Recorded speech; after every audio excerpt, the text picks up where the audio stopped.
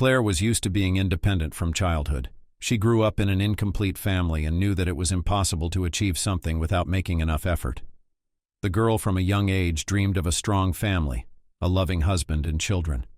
But in life, everything turned out to be not so simple and rosy as she imagined. It is difficult to become a happy person, and sometimes it seems that it is simply impossible.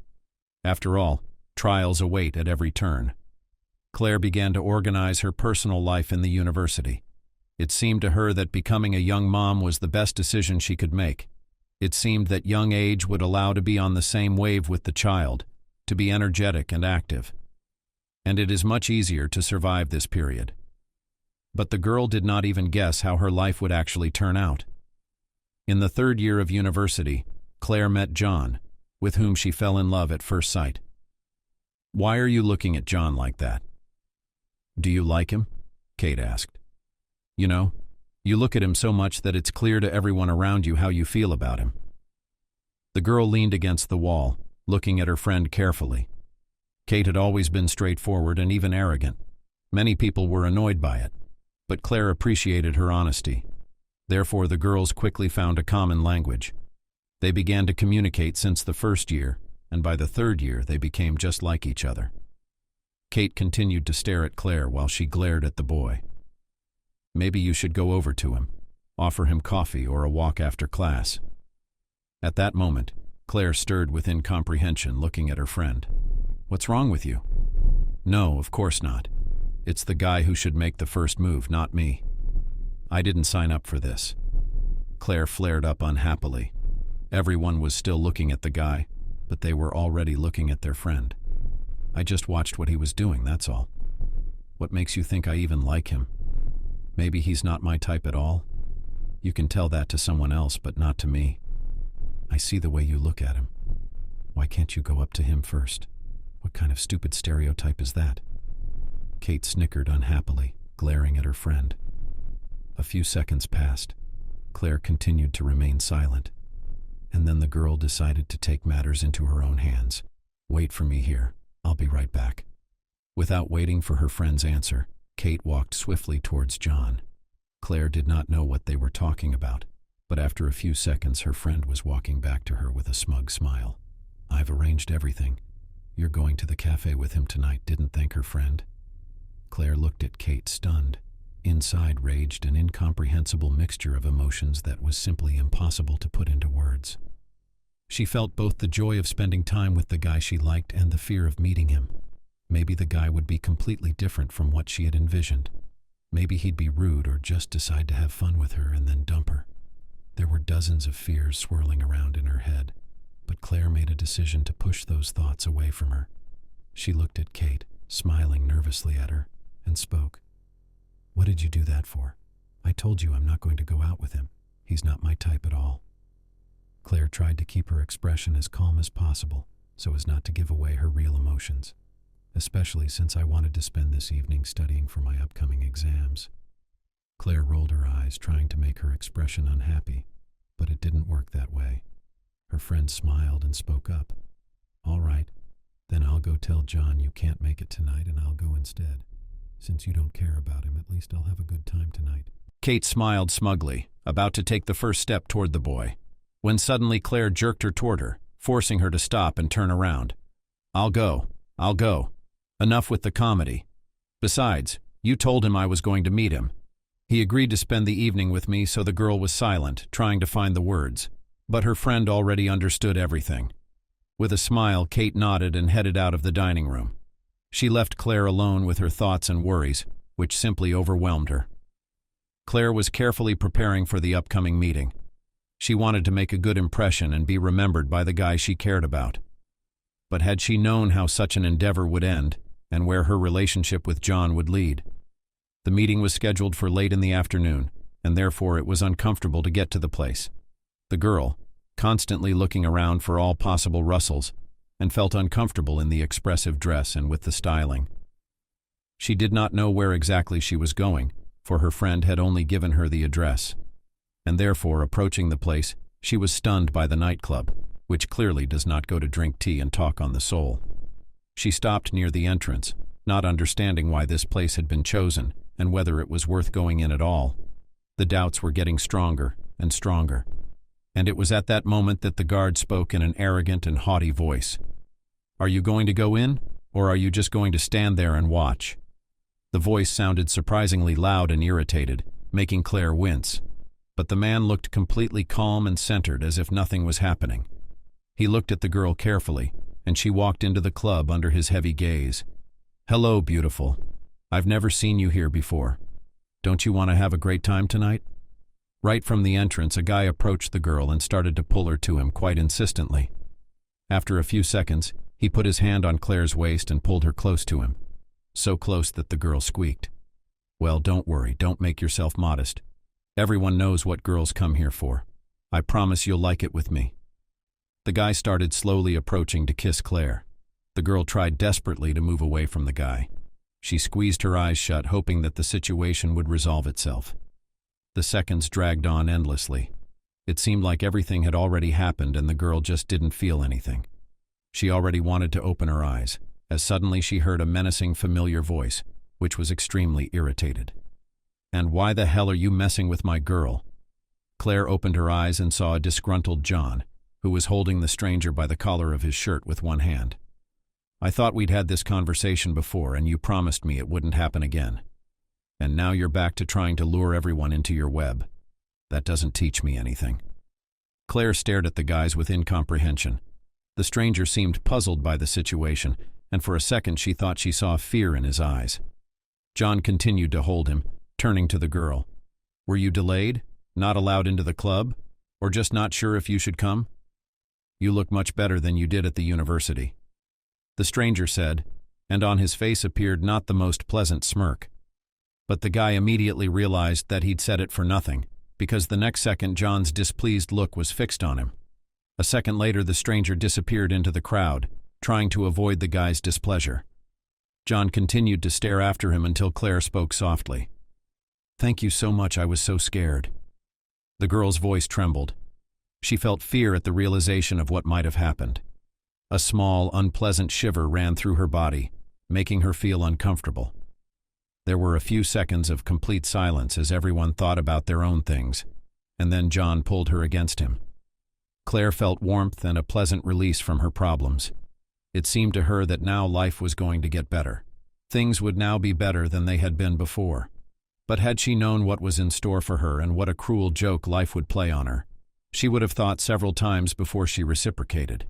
And the evening went quite smoothly.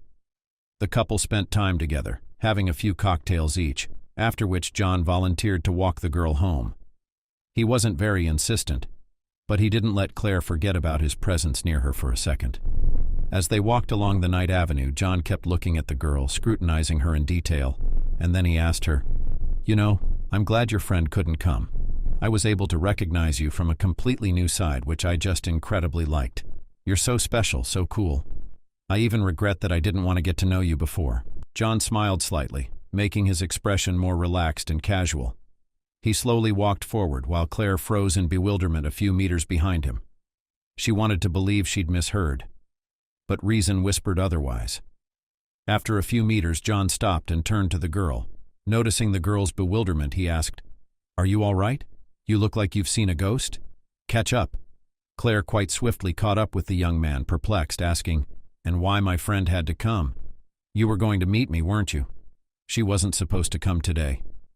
Claire noticed the expression on John's face become puzzled. The guy stopped, looking at the girl carefully, then took a step closer, looking carefully into her eyes, and spoke. "Well, I had arranged for Kate to meet me today. She approached me at the university and asked if I wanted to have a nice time. I said yes, and she said she'd only come with you. And the moment we were at the club, she texted me that she had something that didn't work out, so she wouldn't be able to come. I wanted to leave, but then you and I started talking so nicely, and I decided that I could spend the evening with you. And you know, I don't regret that decision now. You were just so amazing. I didn't even think that something like this could happen, that I would suddenly realize that I liked a completely different kind of girl." He smiled, but it didn't make her feel any better. On the contrary, she felt a nagging feeling inside of her that all of this shouldn't have happened. She shouldn't have gone out of her way, They shouldn't have spent this evening together. He shouldn't have walked her home now. None of this was for her, but for her friend who had decided to just cheat. Claire visibly slumped, and the guy noticed it immediately.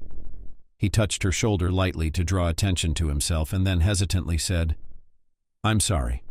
I said something wrong. I just wanted to compliment you, but I'm not very good at that sort of thing. You know, I was mostly socialized with other girls, those who perceived completely different pleasant words in their address. So I just have to learn how to compliment a nice girl like you and say something nice. So if anything goes wrong, say it nicely." John spoke excitedly. It seemed to him that it was his words that were the problem, and he could not even imagine what was really going on in the girl's soul. She looked at John sympathetically and then said, "Maybe you shouldn't start a relationship with a girl like me. I won't act like every girl you know. I won't dress like that, and I won't do whatever you say to get your attention. I won't bow down to you. And I'm certainly not going to fulfill all your wishes." Claire stared at John in confusion, trying to understand what he saw in her. "I'll never be what you want me to be, and you have to understand that. We're not going to have anything for a long time, and you're going to have to pursue me.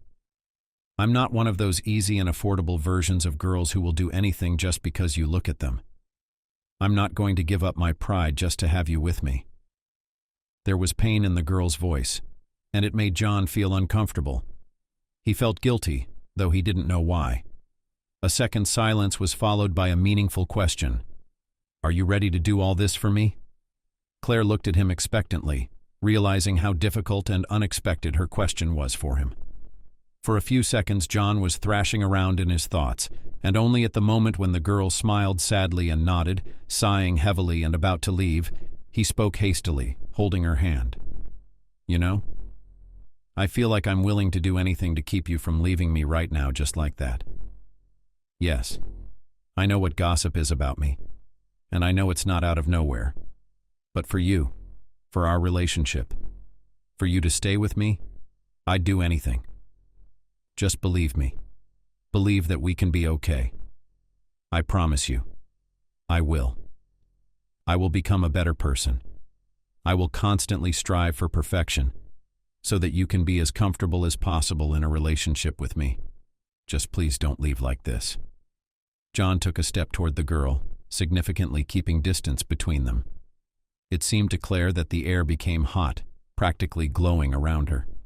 She inhaled convulsively, trying to keep her composure and knowing full well that it wasn't as easy as she thought it would be to do so.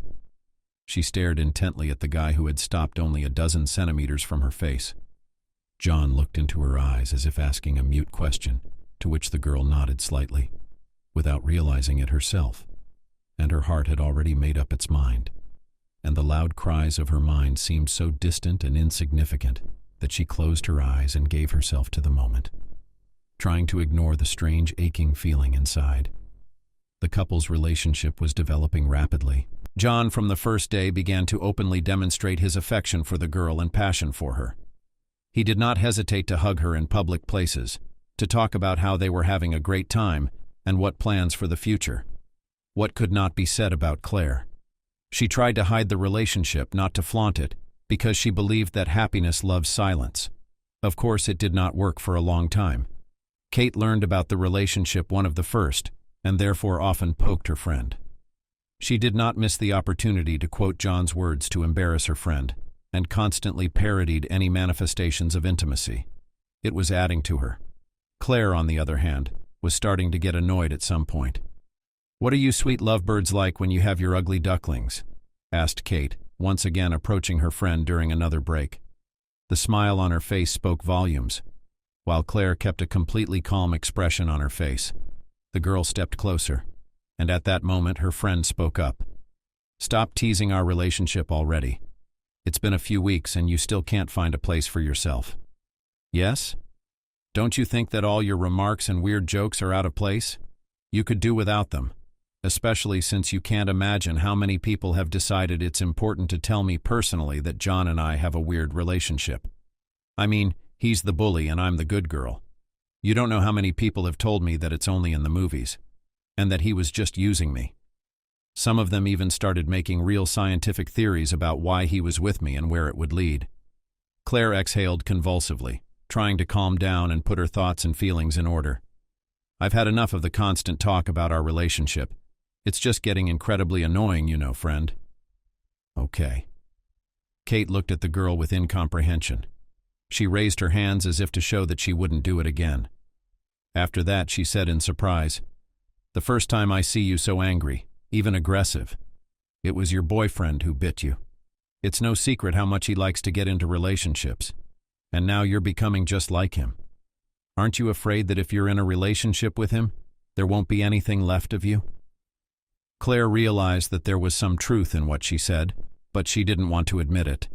She herself felt that she was beginning to change, beginning to lose the delicate and fragile girl she had always been. But she wasn't ready to admit it, and she wasn't ready to work on the relationship. "Stop it. You know very well that's not true. I just started to realize that too many people were taking advantage of my kindness, and that they didn't understand when they crossed my personal boundaries. I'd like to be treated with dignity, and understand perfectly well that I won't stand for it." Claire looked at her friend calmly, pretending that nothing serious was going on. Kate only shrugged her shoulders, distracted by some other acquaintance who had called out to her. Claire felt she had to do something, had to keep herself in the relationship somehow, mustn't let John change her so much. But she couldn't imagine how it would really end and what lay ahead. Toward the end of her 3rd year, John began to insist that the couple start living together. Claire resisted for a long time, not wanting to rush things, but the guy continued to insist, saying that their relationship should develop further. "You just don't understand. I don't want to rush things, but I'm not saying we'll never move in together, or that we shouldn't live together. All of that will only come a little later," Claire muttered, trying to convince John of her position. "You and I haven't even been dating for a year. We're just starting to get to know each other's unusual sides and hobbies. Don't you think we should get to know each other a little better first and only then start living together so that married life doesn't become the biggest disappointment in our lives?" The girl said everything calmly, trying to explain to the guy that her position was the most correct. But John did not want to listen to her, insisting on his own. "We should start living together right now, to understand whether we are suitable for each other or not.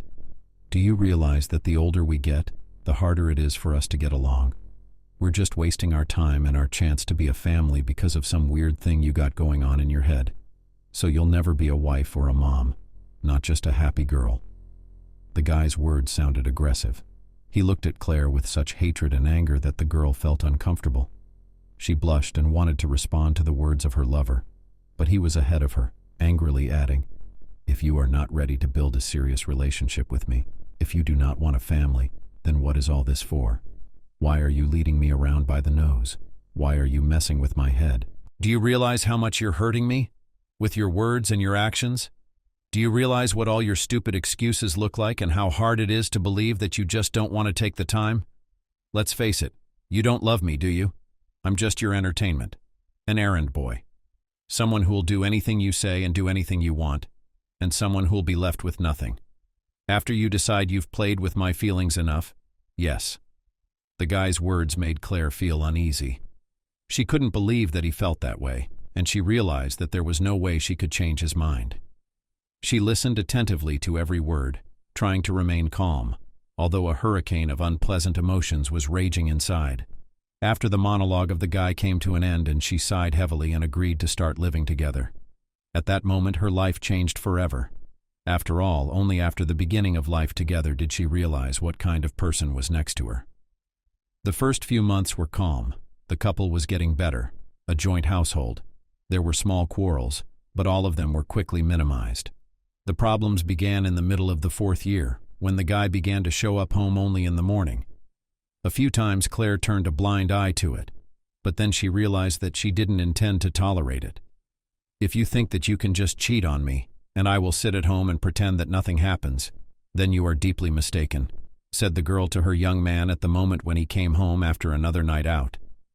At some point it seemed to her that the guy was looking somewhere past her, completely ignoring her indignation and discontent. But in the next second, John's gaze became more collected and focused. He stared into the girl's eyes, clearly gathering his thoughts to figure out what to say in this situation. The silence was getting heavy.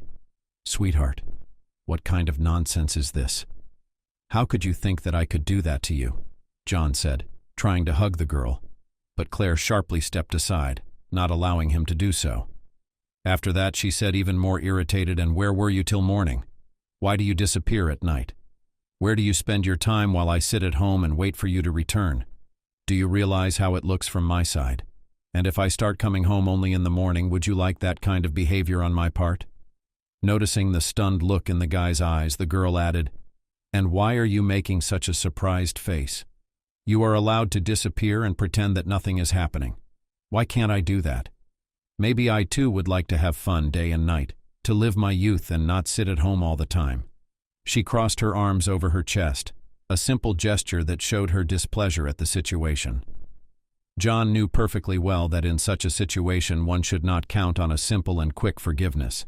That's why he decided not to justify himself or hide anything, but simply told everything as it was. "I just decided to make some money." John said it calmly. There didn't seem to be a trace of tension or discontent in his voice. Claire looked at him in surprise, not even realizing what to ask. All this time they had been provided for by their parents, supporting the young people's desire to try family life. It was both cheaper and easier to control them that way. The couple planned to start working after graduation, and therefore the girl could not even imagine what kind of part-time work was the reason for such long delays. Noticing the surprised look, the guy sighed heavily, saying, "Your birthday's coming up. I wanted to get myself a present, so I decided that the best option would be to just go to work, so I wouldn't have to ask my parents for money. Besides, my present would be more valuable that way, and I wouldn't have to worry about money problems after I bought it." John closed his eyes as if trying to cope with his emotions, but a shadow of dissatisfaction flashed across his face. "But there's no surprise now, because you already know where I am and what I'm doing. That's a shame. But now you won't have to worry about me cheating on you, will you? Or will that suspicion remain about me?"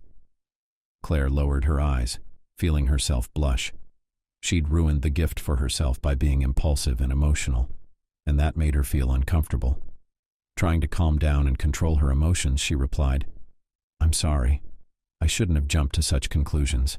I should have just waited for you to tell me what was going on. I just thought you might want to go back to your old life, to your partying, and the many available girls who would do anything. I had no idea you'd go to work for me. Thank you so much." Claire pressed herself against the guy with her whole body, feeling all her muscles tense up from such a simple action. She felt guilt and shame and couldn't even imagine what was really going on at night. A few weeks passed. Claire became more relaxed about John's absence from home nights, believing that the guy was really working. She was looking forward to the surprise the guy had promised to give her for her birthday. Time seemed to drag on endlessly, and then finally the very day came when she expected to receive her congratulations. But no. Waking up in the morning, she walked into the kitchen looking intently at John and asking, "Honey, what are your plans for today? I think we should spend tonight together. How do you feel about that?" Claire spoke excitedly, sure that John had a surprise for her on the big day. He didn't even turn in her direction, answering calmly, "I don't know what my plans are yet, so I can't tell you exactly how I'm going to spend tonight. I might have to stay late at work as usual, but you know what I mean." John shrugged, ignoring the girl's surprised look, and then added, "If I'm not back by 6, you don't have to wait for me tonight. I'm just swamped with stuff." "Okay." Suppressed, the girl said. In her soul there was still some hope that John was just trying to hide the surprise from her. But when the long-awaited evening came, the biggest disappointment of Claire's life came. John was not home by 6 or 7 or 8. Time had not returned, and time had run onward. And the belief that the guy would still pull off a surprise was getting tinier and tinier. At 10 o'clock in the evening, Claire still decided to text the young man to make sure he wouldn't come home tonight after all. She sent several messages, but there was no reply to any of them.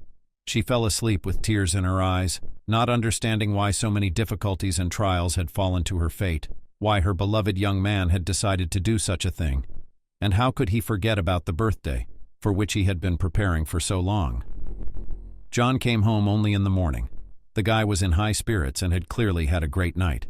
Judging by the plume of cocktails coming from him, he stopped in the hallway, carefully undressing. When Claire came out to the noise, John tried to hug the girl, but she stepped aside, which almost sent him to the floor. He looked at his beloved with bewilderment. The guy said, "What's going on? Why have we suddenly become so resentful again? Have you forgotten that I'm trying for your sake, and for your sake I'm doing all this? Or do you no longer want the perfect surprise that I've been preparing so long and carefully?" The guy smiled, clearly believing that his words would work without fail. He stammered and kept trying to hug the girl, but she wouldn't let him. She looked at the young man with displeasure, not realizing whether he had really forgotten about her birthday or was just pretending.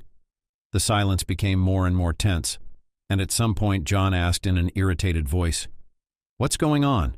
Why did you decide to turn from a princess to a dragon again, and why do you keep pulling away from me?" He again made an attempt to hug the girl, but she did not allow it. The guy was already clearly annoyed, so Claire decided not to pull. She sighed heavily, trying to calm down so that she wouldn't start crying again, and spoke. "You can stop trying to surprise me. There's no point in it anymore." Claire took a deep breath, trying to swallow the lump that had appeared in her throat. Traitorous tears came to the corners of her eyes, and she closed them to prevent herself from showing weakness. After a couple of seconds, realizing that John was watching her intently and waiting for further explanation, she said in a depressed voice, "I had a birthday party yesterday, and you didn't even bother to show up. You chose to go to your job, or wherever it is you go every night, using the stupid excuse of getting me presents. I waited for you all night last night, believing that you'd surprise me, that you hadn't forgotten about my holiday. But I guess it was all for nothing." A single tear rolled down the girl's cheek. She couldn't contain herself any longer, and so she opened her eyelids, looking at the young man carefully and noticing how quickly he was turning pale. The pain of realizing what was happening pierced her with several arrows. It was hard to breathe, becoming difficult to control her thoughts and mind. But Claire did her best to contain herself. "You know, I was right when I said we were starting to live together too soon. You haven't had your fun yet. You don't know what real married life is or what it's all about. You just got a free housewife who cooks, cleans, and does the laundry. But you, completely failing to regard me as your future spouse, as someone you'd be willing to spend your whole life with. Let's not kid each other. After all, each of us understands exactly where our relationship is headed." Claire exhaled convulsively. She'd been thinking for hours that this relationship made absolutely no sense at all, but she had never imagined that it would be so difficult to admit such a thing. She stared intently at the young man, who opened his mouth several times silently, clearly trying to say something, but never made a sound. The dreadful realization that this conversation might be the last came over her head, and tears began to flow down her cheeks. "We should both think about whether this relationship is even worth continuing, or whether it's better to stop now before it goes too far. The longer we deceive each other and pretend that everything is fine, the harder it will be later." After these words, Claire put her jacket on her shoulders and went out to the university. It was still early, so she decided to walk to the educational institution to think about what to do next. There were dozens of not the most pleasant thoughts in her head, which she didn't even try to drive away from herself, realizing perfectly well that they were part of her reality. She didn't want to show her acquaintances such a broken state. She didn't want to tell anyone about what had happened, and the walk was the perfect opportunity to calm down and hide her true feelings and worries. All day long, the girl thought about the fact that its ending would be one of the most difficult moments in her life. She was sure that she and John would break up. However, the guy had completely different plans for the future, unexpected for Claire. Returning home, the girl noticed just perfect order in all the rooms. She walked through a few of them incredulously, noticing that there were rose petals on the floor going in one of the far rooms. She hesitantly took a few steps in that direction, stopping a few meters from the entrance. Taking a few heavy breaths, she took a step forward and was immediately stunned with surprise. There was a large bouquet of flowers on the bed and candles lit all around. It was reminiscent of those romantic movies she and John loved to watch on weekends. When she looked around, she noticed the guy himself, who was watching the girl's reaction with a smug smile. He took a few steps towards her, holding out his hand and drawing the girl into the room.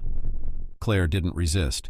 She obediently walked forward, stopping right beside the bed. John held out a bouquet to the girl, and she immediately smelled a bright floral fragrance that instantly lifted her mood. Closing her eyes, the girl gently touched the flower petals so that a pleasant, barely perceptible tingle remained on the surface of her skin. A few seconds later, Claire heard John's voice, which was gentle and velvety. "Honey." At that moment, Claire opened her eyes, looking at the boy carefully. He seemed somehow confused, and because of that, a strange excitement rose up inside. Could it all be just a beautiful breakup? Could he just leave her like that right now? The most unpleasant thoughts were rushing through the girl's mind. And at that moment, the guy continued to speak. "I know that I made a lot of mistakes. I realize how ugly I've been acting all this time, and I'm well aware of my mistakes, and I don't even try to deny my guilt. I realize that I was far from being the best boyfriend, and that I had no right to forget your birthday. Forgive me, please, if you can. But I was really preparing a surprise for you, and I just couldn't leave you without it. I've been thinking for a long time about whether I should take such a big step, whether I should rush into things, given the mixed reaction you've had to the proposal to start living together.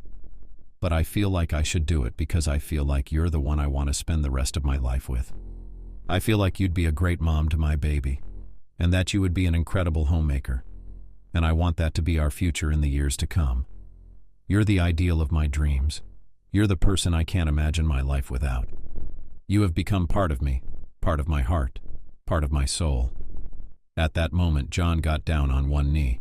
He took out a small velvet box from his pocket and opened it, showing the girl an incredibly beautiful ring. "And I would very much like you to be my wife. Do you agree to be with me for better or for worse, for richer or poorer? Will you share my life with me?" "Yes," Claire whispered, with just her lips. But that was enough for John. The boy quickly rose from his knee, slipping the ring onto the girl's slender finger. It was just the perfect size. The girl looked at the gift for a few seconds, not understanding what feelings were rising in her soul. She felt relieved that John was really preparing a surprise for her holiday. But no more than that, she was too hasty in her decision, and was not sure that she would be happy in marriage, and the confusion of not understanding future married life. A few minutes of complete silence passed before the girl realized that she was really ready to become a wife and mistress in the house, and that she actually wanted it very much. The next day, Claire was already telling everyone about the incredibly beautiful proposal John had made on her birthday. She decided to keep quiet about the fact that the ring was given later, as she thought that such a situation was just a silly coincidence that no one around her needed to know about. And so, having called her mother and voiced the happy news, in response she heard completely unexpected words. "So we and Daddy know that John was going to propose to you. He called us to ask us to add some money for the ring. He said that his parents just couldn't give more, and he really wanted to propose to you. On my 20th birthday, my dad and I tried to explain to him that it was still too young, and that we should prepare for the wedding in advance. But he assured us that everything would be fine. So we decided to help you become a full-fledged couple. Are you happy?" Claire listened attentively to her mother, not knowing what was going on. She was sure that John had earned the ring and all the other gifts himself. After all, that was what he'd always said. And now, it turned out, everything had been bought with his parents' money. But then where was the guy spending his nights? Why did he decide to lie to her again? And what to do in such a situation? Should I tell my parents about what's going on? Or is it better to start figuring things out on your own? Honey, can you hear me? Did you stop talking? Or has the connection been cut off already? As usual, the woman continued to mumble something into the phone, but Claire felt as if her voice was far away and she could not hear her at all. She was so stunned by the news that she listened to it for a while, even after the phone beeped. What was going on? Where to find answers to the questions? And is it all worth it? Despite all her doubts and worries, Claire decided not to discuss the problems with her future spouse. It seemed to her that she should forgive and forget everything that was before the proposal. After all, she herself made the decision to build a life with this very man, and the future will be much better. But in life there are rarely happy endings, especially in first love, and Claire had to experience it firsthand. The couple decided to just sign, so as not to waste time and money on the organization of a large and lavish wedding. At first the girl was not thrilled that she would not be able to feel like a princess in a wedding dress. But then she realized that far from this is not the most important thing for her. She agreed to just sign the papers. After that, real family life began. In fact, almost nothing changed. Young people continued to study at the university. The only thing is that John stopped working at night since it was no longer necessary. The guy sometimes stayed late after work, but always returned before midnight. And Claire was completely satisfied with that. She realized that she could not completely forbid him all the parties, and she did not want to do it. As time went on, John became more domestic and quiet.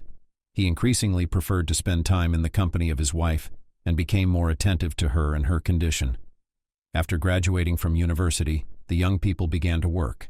It was not difficult to get a job in the profession, and therefore they were able to provide themselves with no problems, even if not the most secure, but still a very comfortable existence. So 2 more years passed, and it would seem what could go wrong. But one evening there was a sudden knock on the door, which became the starting point, the beginning of the end, which Claire had not yet realized. Walking up close to it and slowly opening it to let the unexpected guests in. On the threshold stood a girl with a small boy in her arms.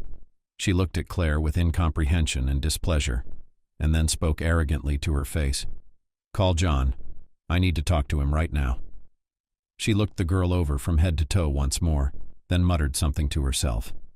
"I'm sorry. Who are you? And what do you need my husband for at this time of night? If you're here on a work-related matter, you can address him during business hours. I'm sorry, but this isn't an open house, and we don't let just anyone in." Claire was about to close the door when she heard a disgruntled voice. "How dare you just kick me out like that?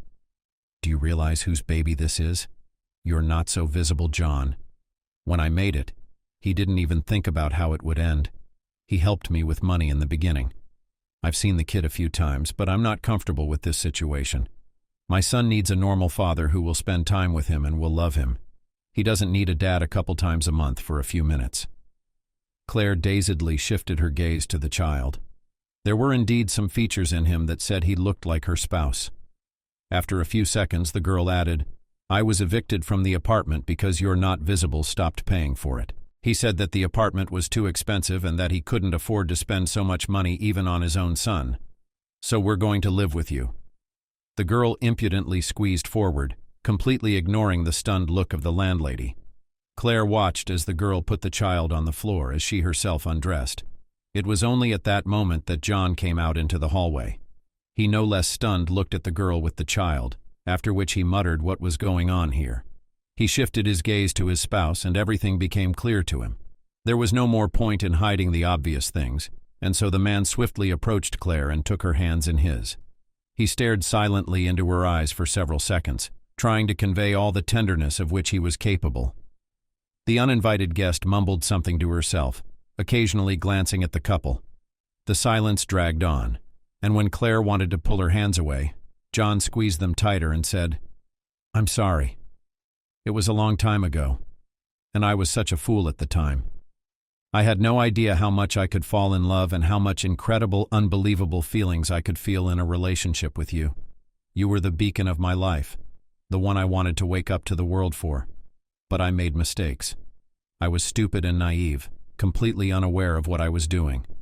Then, a few days before your birthday, I was fired from my job and my salary was not paid. I couldn't just accept the fact that I screwed up, that I couldn't keep my word and give myself the surprise you really deserved. I went to a bar to get some alcohol, and that's when she was there." The man nodded toward the girl with the baby, who was as attentive as Claire to his story. She was tongue-tied, beautiful, and utterly promiscuous. I didn't realize what I was doing, completely unaware of what was happening. Admittedly, in the morning I didn't even remember what exactly was going on. But the scattered clothes and the girl sleeping next to me said a lot. I felt incredibly guilty. I couldn't forgive myself for it. I spent the next few days partying as hard as I could. I bought the strongest cocktails I could, went out with friends and tried to just get over it. But I couldn't. It wasn't until I realized that I might just lose you. Something inside of me snapped. I realized I couldn't let that happen, that I was a total jerk. When I missed your birthday in an effort to stuff myself as much as possible. and I just decided to forget about that situation." The man exhaled convulsively. It was hard for him to remember those times because it seemed to him that everything could still be good and that everything was under his control. "You agreed to be my wife. We got married. It was only afterwards that I found out she was pregnant. She didn't tell me right away, but only at the moment when there was nothing to be done. I promised to help with the baby, and I did for the last few years. But the moment I realized that I wanted our child, when I felt that I didn't feel fully happy, I started saving money. Of course, doing this discreetly would have been difficult, and so I just cut back on some of the expenses I already had secretly from myself. I did start sending less money, but it would be enough for everything if she wasn't living large, and I have absolutely no idea why she came to our house, since I'm not happy to have her here, and I can tell you for a fact that she won't be living in our apartment." John looked with displeasure at the girl with the child, who was obviously not happy with his words but said nothing. A few minutes had passed since the story had come to an end. Claire tried to figure out how right she would act in the next moment, but she could never give herself an answer to that question. She simply mouthed to John in a calm voice, "I can't do that." She looked at the girl with the baby and imagined what it would be like to be in her shoes. She felt sorry for the stranger, even though she was partly to blame for what had happened. Closing her eyes, she added, "She's right. The child does need a real father. Someone who will love him completely and unconditionally. Someone who will be not only his wallet, but also his support and example. Someone to look up to in life." Claire took her husband's hands in her own, trying to put as much warmth and care into this gesture as possible. She could feel the tears starting to well up, and there was nothing she could do about it. She knew she was doing the right thing and that she had to keep talking, even though her heart was just breaking into little pieces from all of this. "You and I have to end the relationship. That child needs you. That girl who gave you such a beautiful son needs you. You can't give up so easily on a baby who so desperately needs a complete family." Claire felt the burning paths of tears rolling down her cheeks. Her heart, everything inside her crumbled into little pieces. Pain, fear, despair all mixed together, making her body shake. But her mind told her that she had done the right thing. Nothing could be more important than family, and she couldn't so easily deprive her child of the opportunity to experience the love and care that a mother alone couldn't give him to the fullest extent. "No," John exclaimed. "What kind of nonsense is this? Do you really want to destroy our family because of some girl who spread her legs for everyone? Do you realize that this child may have nothing to do with me? I may not actually be the father. Do you have any idea how many men she's had and how many of them she's scammed for money? I'm just getting my turn now. You're kidding, right?" The man was expressing his displeasure quite actively, but it had no effect on the girl's decision. She sighed heavily, shrugging her shoulders, and then turned to the guest, who had been watching the couple carefully all this time. "I hope that John is indeed the father of your child. He's just a lovely man, and I'm sure he'll make a wonderful family man and father." The guest nodded. After that, Claire went to pack her things without further ado. She did not listen to her spouse's entreaties and arguments at all. She realized that she would never know the truth, and therefore she could not live with all that had happened. She felt hurt and devastated, utterly helpless and broken. It seemed that she had lost something very valuable, some important part of herself, without which she could no longer fully exist. The girl transferred to another job, filed for divorce, and even decided to move to another city to try to build her life with a clean slate.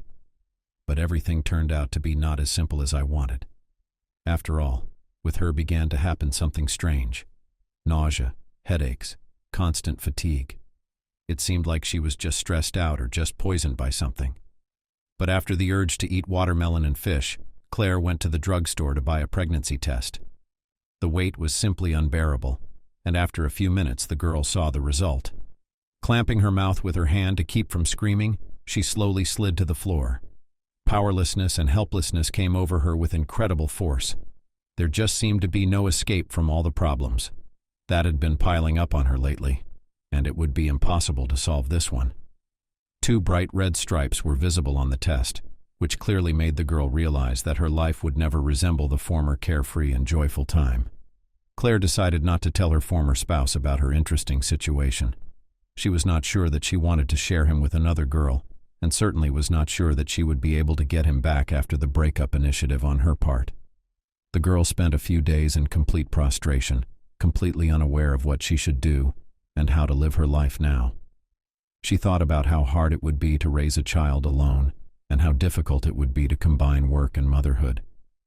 She realized that it would be very difficult to cope on her own, and therefore she considered all possible other options. But after many trials, life decided to give her a pleasant surprise, which was the solution to her problem, and allowed her to believe that everything can still be good. Claire got a new job. She wanted to try something new, realizing that working in her profession could bring back painful memories somewhere inside. It was not difficult to get a job in the office because the letter of recommendation from the previous place of work was just great. The management went along with the girl when she learned the real reason for the dismissal and promised to give excellent characteristics and recommendations. And so it happened. And it was this that allowed the girl to get a good position, which promised to pay well. Claire, from the first day in the office, noticed a handsome man who showed her very ambiguous signs of attention. Steve watched her closely almost every minute, and it was impossible not to notice it. Admittedly, the girl also liked him in many ways, his charisma, responsibility, which allowed the man to stand out brightly against the background of all the other employees of the company. "May I walk you home?" Steve said, approaching Claire after the first day of work. "I'd like to get to know you a little better, if you don't mind, of course. I thought you were an interesting enough girl to spend a couple of hours of your free time with." The man spoke so confidently and impressively that it seemed almost impossible to refuse him. Claire smiled, speaking smugly. "You know, that would be a wonderful solution. I was going to suggest that we walk home together, because it would be hard not to notice the way you've been looking at me all this time. Moreover, I am sure that you are a very interesting person whom I would also like to get to know a little better."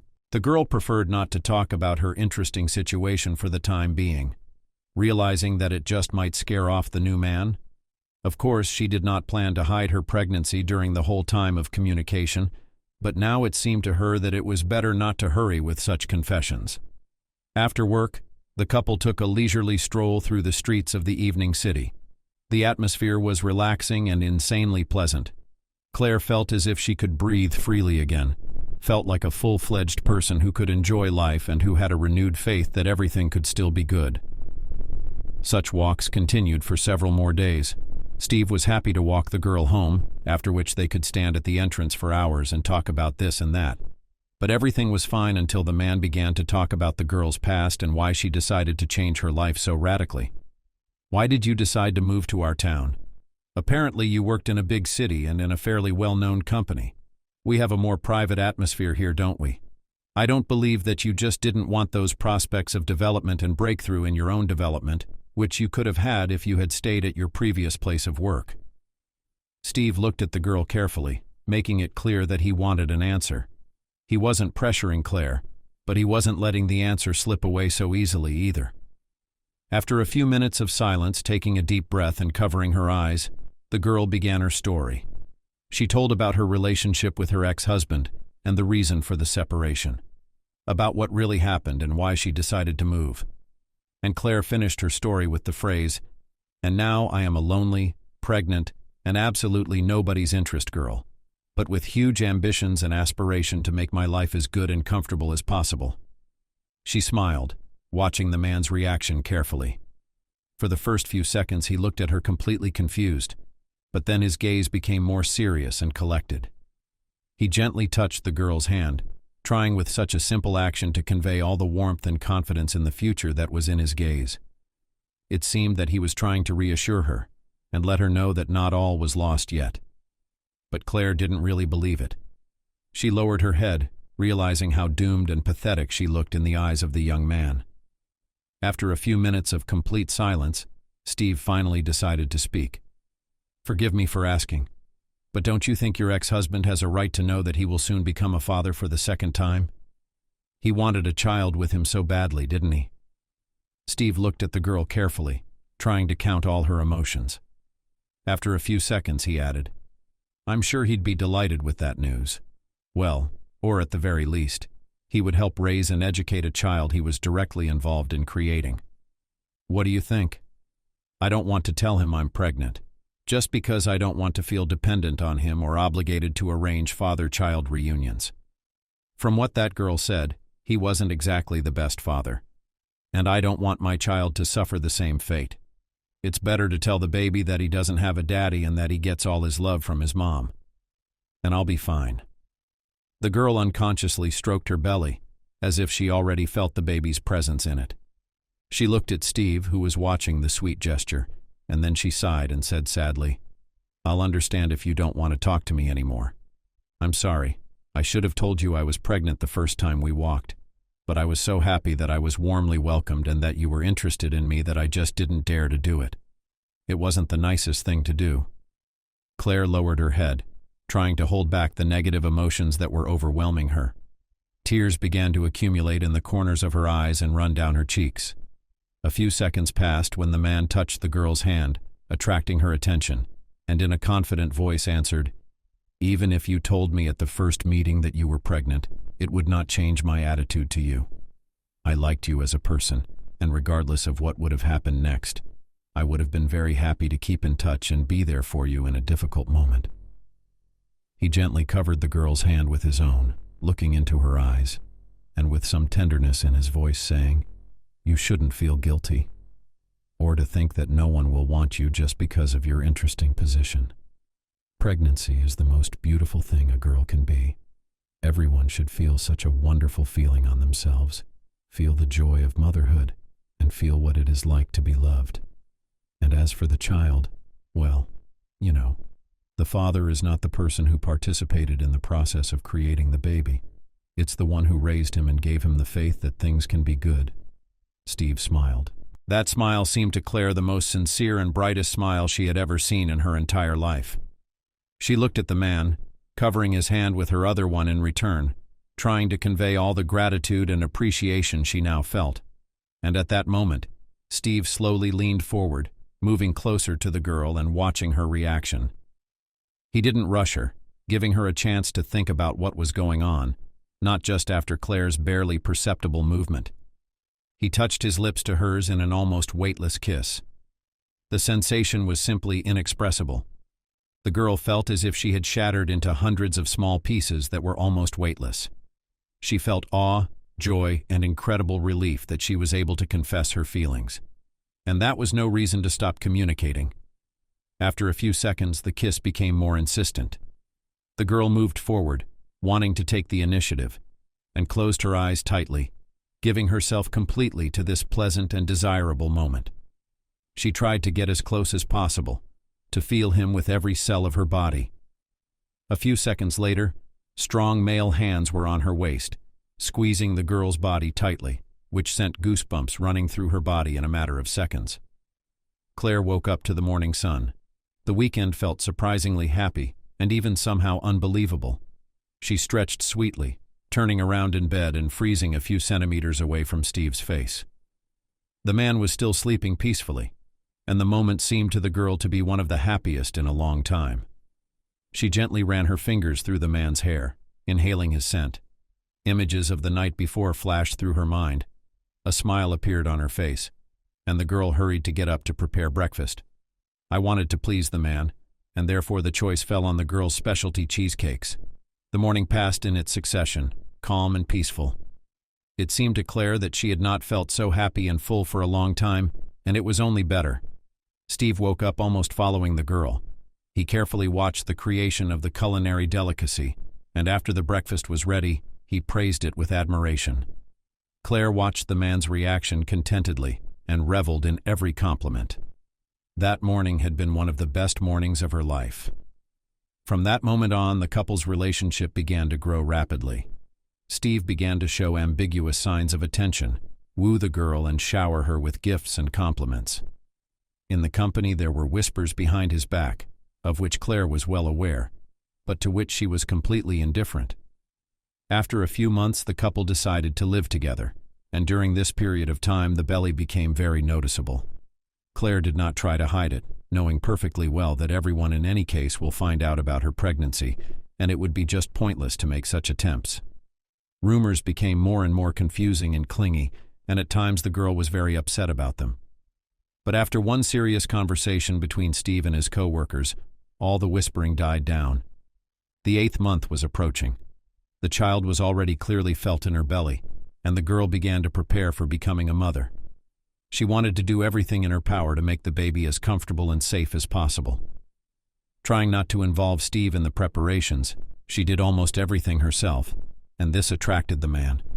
It seemed to him that she did not regard their relationship as serious, and at some point he decided to talk to his favorite girl about it. "Do you think I'd be a bad father to a child? Is that why you're trying so hard to keep me out of any preparations for the baby? That's why you won't let me touch your belly? You don't see this relationship as serious? Or do you just feel that you're not ready to open up to a new man so fully?" Steve looked carefully at Claire, who was clearly surprised by his words. "You've been acting so strangely for the last month, as if you've changed your mind about becoming my woman? Or have you just decided that you've already played with your family and you want your freedom? Let's talk. What's going on with you? Why have you changed so much?" There was resentment in my voice. No, you've got it all wrong. I didn't have a single thought that I was bored with you or that we should end our relationship. It's just... Claire searched for the strength to say what had been beating in her soul for so long. She took a heavy breath, trying to calm herself, and then she spoke uncertainly. "I just don't want to label you as something you might not want to be labeled. I'm well aware that it's not your child, and that you don't have to love it or act like it's from you. You don't have to help me with birth preparation because giving birth was entirely my decision. Besides, I don't think you have to." Claire didn't have time to finish. Steve took her hands in his. He looked carefully into her eyes and said confidently, "You know, sometimes I think you're making such a bad joke. You really think I've accepted you, but I'm not ready to accept your child. I mean, I knew you were pregnant before we started our relationship, which means I support your decision to become a mom. I knew exactly what was in store for me once our relationship started. I knew that sooner or later you would become a mom after all, and therefore it would be silly to assume that all the nice preparation, all the other moments just wouldn't happen. I'm not a little boy after all, and I know full well that babies require a huge amount of time and attention, and that there's no such thing as being born perfect and well-mannered all at once. I am not a little stupid and naive boy, and therefore you can rely on me in those moments when you need it. That's what I'm here for, and that's why I stayed. I will love not only you, but also our baby." The man ran his hand gently over his stomach. He did not doubt his actions for a second, and this confidence was transmitted to Claire. The girl smiled relaxedly, realizing that she had made the right decision. When she started her relationship with Steve, the man seemed reliable and confident in his own words and strength. A few seconds of peacefulness passed, a silence that the girl didn't want to break. It seemed to her that she felt completely happy at this moment, and she did not want to disturb such a fragile idol. After a few seconds, however, the silence was broken by a man. "You know, I think it's partly my fault, too, that you doubt my feelings for you and the baby. I should have been the one to take the first step and show you that you would be safe and secure with me in the future. And I believe I have to make up for that moment." The man pulled out a small box from somewhere behind his back and opened it carefully. Inside was a simple but concise ring, which turned out to be a work of modern art. "You're going to let me make you fully mine." The girl slowly reached out her hand, and at that moment Steve slipped the ring onto her finger. Claire looked at the gift for a few seconds, and then looked at the man with all the love and warmth she was capable of, drawing him into her arms. The couple had made the decision to simply sign. Claire simply did not want to spend time and effort to organize a celebration, perfectly understanding what a new stage of life awaits her in just a couple of months. It seemed that it was worth directing all her energies in a completely different direction, and it was worth at least trying to become a good mother for her future child. Steve stayed by her side the whole time. As promised, he did not leave the girl for a minute to support her in difficult moments. One night Claire felt a sharp pulling pain, and without hesitation realized what was happening. She woke up her spouse, realizing what awaited her in the next few hours. The labor was difficult. It took more than a day for a healthy baby boy to come into the world, and Claire did her best not to harm the baby, even knowing that her actions could end badly for herself. It seemed more important to do everything possible to make the baby healthy and happy. And she, She would somehow cope with all the problems and trials that fell to her fate. Steve refused to go back to work until he knew that his wife and child were fine. He had not found a place for himself all the while he remained in the unknown. And so now, after the good news, he was finally able to return home, take a shower, and rest. The girl was left in the labor and delivery ward for a few days. The doctors wanted to make sure that there would be no complications after a difficult labor, and therefore were in no hurry to discharge the young mother home. After a few hours of deliberation, the baby was named Henry. The girl for a few days could not believe that everything went well, that she had already become a mom, and now tried on a new role, new responsibilities and new feelings. Everything seemed so right, so true, that the girl did not doubt for a minute that everything had happened exactly as it should have been. But she could not even imagine what trials awaited her in the future, and what she would still have to experience. The graduation went beautifully.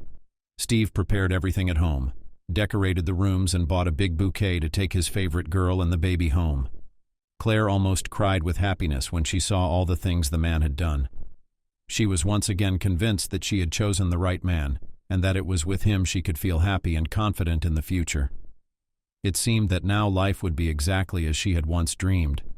But her past was not going to let her go so easily, and soon she was going to meet someone whom she disliked with all her soul and body. Whom she tried to forget about all these long years. Why does everything happen like this? Why does a person need such an experience? Why do such trials again and again fall on the shoulders of a fragile girl? There were no answers to these questions, after all. Fate has its own plans for each person, and she herself disposes of what experience a person will get. Claire was recovering from childbirth, taking care of the baby and the house, while Steve worked hard to provide for his family. The man took additional part-time jobs, often worked at home on weekends, and tried to bring as much money into the house as possible, so that his family did not need anything. He felt that this was his main duty, and he had to fulfill it 100%, no matter how hard it was for him. As time went on, Claire was already feeling good about her role as a mother. But a strange feeling of uneasiness persisted. At first, she had written it off as fear of her new life, but now she realized that the two things were completely unrelated. Time passed and her condition only got worse. It was as if trouble was waiting around the corner, preparing to strike again. By 6 months after the baby was born, Steve was staying at work longer and longer. It reminded her of a not-so-pleasant story from the past. After several years of happy married life, a girl with a baby showed up on her doorstep. What did she expect, though? That Steve would love her just for what she was? That he will so easily accept someone else's child and do everything he can to provide for it? That he wouldn't try to find a better option on the side? It all seemed quite natural to the girl. She wouldn't even be surprised if something like that happened in the near future. Sadness and longing for the future were tearing her up inside, and it made her feel uncomfortable. Steve noticed the changes in the state of his wife, but also at first wrote it off simply to circumstances, fatigue and getting used to the new life. But over time the situation was getting worse, and therefore the man decided to talk about everything with his wife. "Honey, what's going on? You haven't been yourself lately. If you want, we could hire a nanny who will help you with the child and household chores." Steve anxiously looked at his wife, realizing that the situation is completely out of control. The girl literally extinguished before his eyes, and he did not understand how to help her.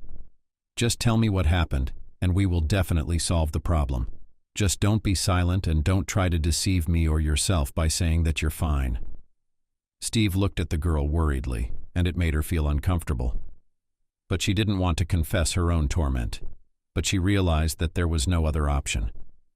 Claire shared her thoughts and doubts about him, told him about the feelings she sometimes had. Steve listened attentively to the girl, and then said in an uncertain voice, "And what makes you think that the anxiety is related to me? Maybe something will happen at work or at our relatives." Claire lowered her eyes slowly, staring at the floor. She knew her senses had never failed her before, but she just couldn't explain what was wrong. "Honey, it's going to be okay. Just trust me, okay? I only love you.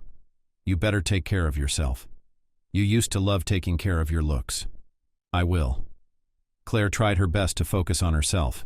She started grooming herself, went for manicures, and agreed to a nanny for a few hours a day. She really started to feel much better.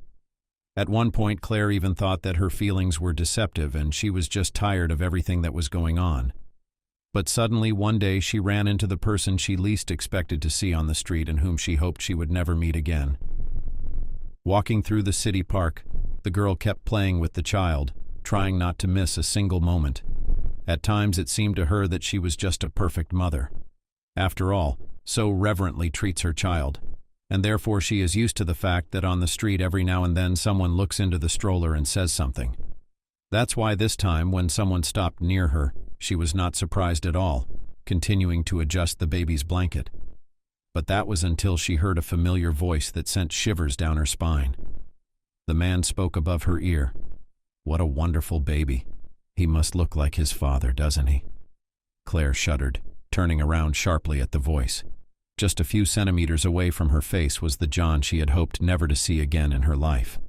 While the girl was frantically thinking of what to do, the man spoke in a menacing voice. "And why didn't I know I had a child? You knew perfectly well how I dreamed of becoming a father just with you. How long did it take me to accept the fact that we could be parents?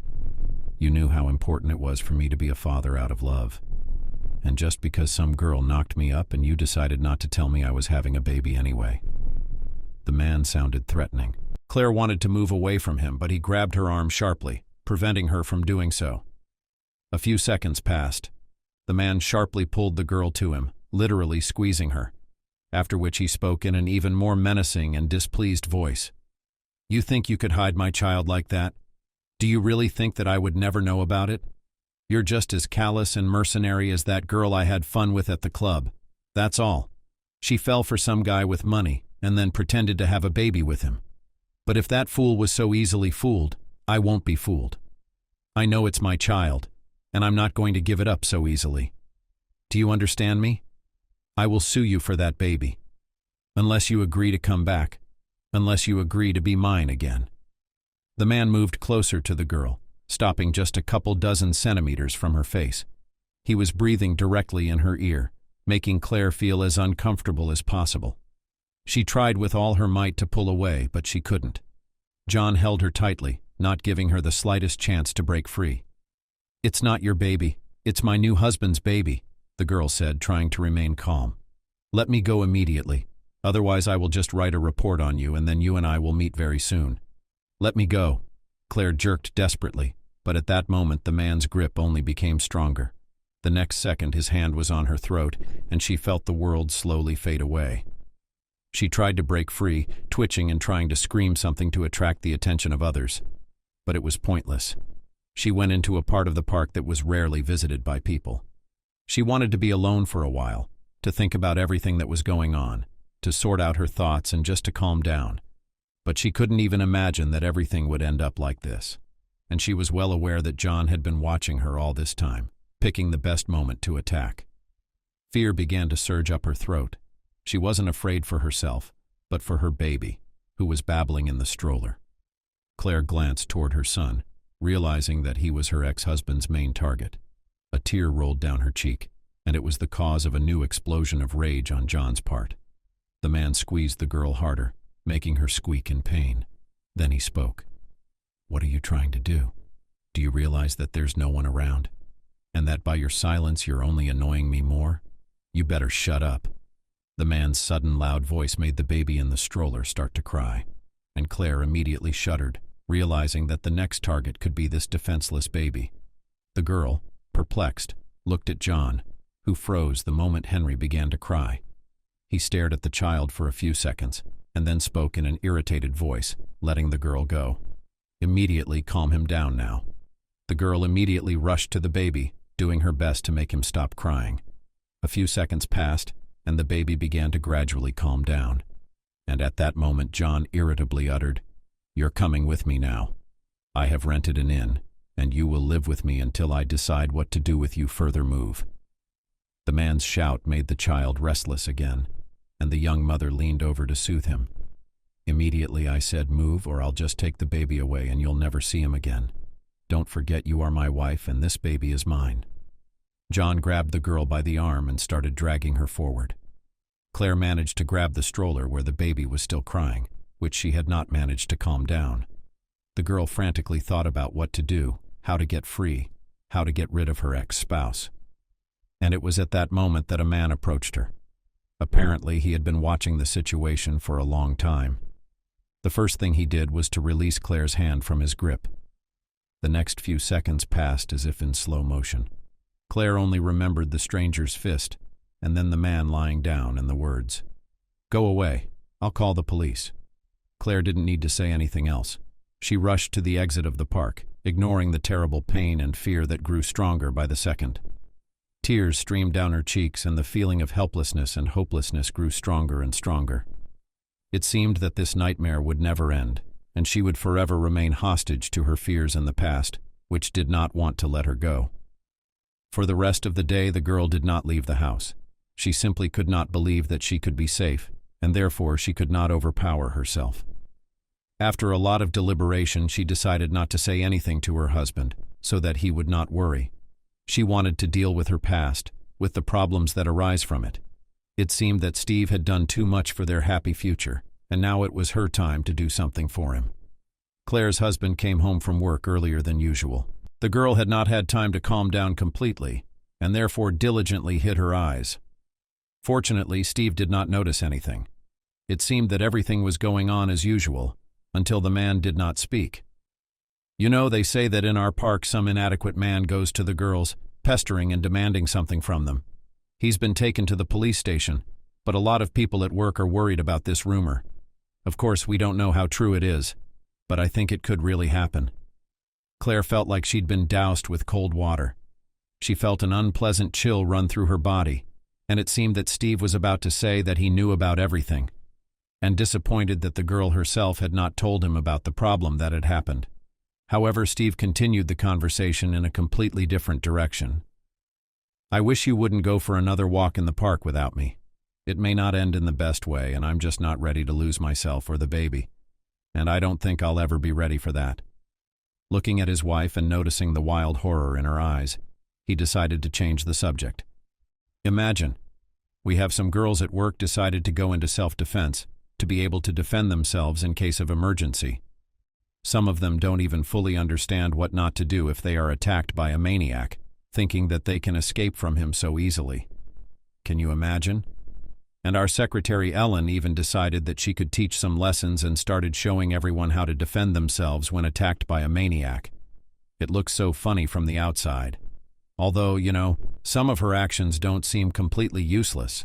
It's like she just doesn't realize how she really needs to perform an action in order for it to work for her." Steve went on for several more hours about everything that was going on at work. And all the while, Claire couldn't get rid of the thought that she was in danger. All the mockery of girls who chose to practice self-defense didn't seem so funny anymore. After all, Claire felt that she too had to do something to protect herself from possible problems and attacks from her ex-husband. The whole next day was spent in anxious reflection. Claire still couldn't figure out how to protect herself. The only true option seemed to be to start self-defense training. But where to go? Who could help with that? There weren't many options, but she remembered that Steve had once told her that he practiced martial arts and could show her a few moves. She couldn't wait, and she didn't want to make any noise at home with a small child. So Claire bought a beautiful erotic costume, not too revealing, but attractive enough to keep her husband looking at her throughout the class, called a babysitter and drove to the office. She knew she didn't have much work to do that day, so she did her best to get there before Steve left the office. She wanted to work out in the office, where there was plenty of space and no one to disturb them. But there was no way she could have predicted or anticipated what was waiting for her in her spouse's office. There was hardly anyone left in the building anymore. The workday had ended an hour ago, so the only people left were the janitor and a couple of workers trying to make themselves look their best in front of their bosses. At one point, Claire thought she was late enough to miss her husband in the office. But in the next few seconds, her fears were disproved. The lights were on in her husband's office, but as she stepped closer, she heard a woman's sighs and slurred speech. Looking around, she realized there was still a secretary at work. And at that moment she realized that it was she who was in her husband's office, and it was her sighs that spread throughout the office. Everything inside clenched with pain and incomprehension. It became hard to breathe. Her head began to spin. I wanted to go home. I wanted to forget that she kept listening. It seemed that it was just some evil, not funny joke that threatened to destroy the family. For a few minutes the girl stood in complete bewilderment, not understanding what she should do. She looked at the office of the spouse, and the torment became stronger and stronger. And so, gathering all her strength and will in a fist, she sharply opened the door, menacingly saying, "What the hell is going on here?" Swung the door open, revealing a view of a completely unexpected picture. Steve was holding the secretary's hand, which was behind her back, and the girl was desperately trying to free herself. It seemed that there was not a single sensible thought left in her head, and not a single explanation of what it could be. "Honey?" Perplexed, Steve asked, "What are you doing here at this hour? You wanted to get a massage today, didn't you?" The man was silent, waiting for an answer, but immediately realized that he had not answered the girl's question. He instantly let the secretary go. Approaching his wife and looking into her eyes, he gently touched her face, leaving, barely catching my trace. After that, he spoke. "You've got it all wrong. I can imagine what you might have thought. But it's actually a lot more ironic than that. Remember I told you about Ellen bragging about her ability to defend herself against maniacs? So this afternoon I decided to show everyone that she wasn't. A lot of people started making fun of the girl, and I felt bad that I was the cause of all this bullying. So, here I decided to show her some really useful techniques that she could use. She's not very good at it yet, but I'm sure that in a few lessons, she'll be able to show off some really good results."